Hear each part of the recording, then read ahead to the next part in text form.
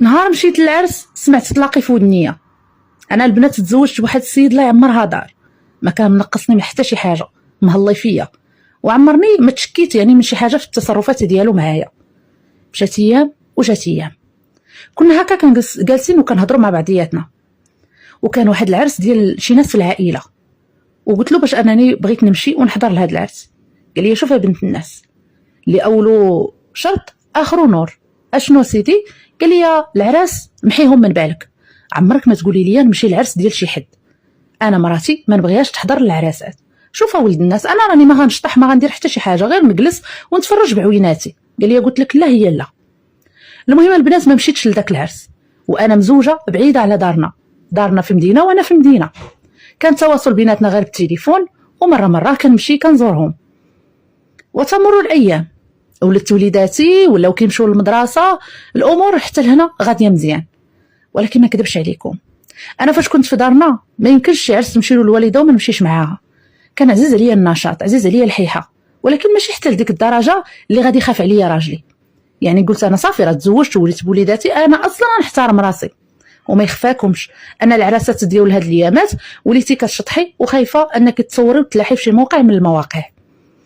المهم انايا كان عرس ديال بنت خالتي، وهاد بنت خالتي كانت قريبه مني بزاف، ونهار عيطوا لي العائله وقالوا لي فلانه راه غدير العرس نهار كذا كذا وراها عارضاك.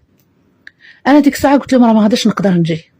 كلهم بقى فيهم الحال، لا عيالات خوتي ولا ماما قالوا لي لا وخاصك تحضري معنا. وانا فاش كنمشي معاهم شي بلاصه كندير لومبيونس، يعني الضحك والنشاط، وكيعجبهم الحال معايا ونكون حاضره.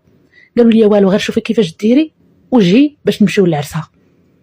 فهنايا انا ما يمكنليش نجي عند راجلي ونقول له فلان راني غاديه للعرس. في طبيعه الحال هو ديجا هضر معايا في هذا الموضوع وقال لي ممنوع العراسات. ايوا اختكم اش غادي نقول لكم، جاني الحنين لدوك العراسات والنشاط، وقلت ما فيها باس غادي نقول له بغيت نمشي نزور دارنا. كانت ديك الساعه الصيف، فقلتها له، قلت له انا توحشت دارنا وبغيت ندي الوليدات ونمشي. قال لي واخا ماشي مشكل، ما كرهتش انني نمشي معاكم، ولكن انت عارفه الخدمه ما غاديش نقدر. فقلت له صافي نمشي انا، وديك الساعه الا لقيتي شي طريقه انك تشد واخا غير يومين ولا 3 ايام والحق علينا. المهم البنات عطاني الفلوس ومشيت متقله محمله ومجمله لدارنا. في هذا الشيء البنات ما كيبخل عليا بحتى شي حاجه. مشيت لدارنا، دوزت معاهم واحد المده، كانوا كيمشيو للبحر، الضحك، النشاط. قرب العرس ديال بنت خالتي، بداو بالماسكات، ويعني كل وحده كتهلا في راسها على اساس العرس. ولكن انا شاداني الخلعه من ديك الساعه، لانني عواله باش نمشي نشط معاهم، ولكن في نفس الوقت خايفه انها يعني توقع لي شي حاجه او لا راجلي يسق الخبار.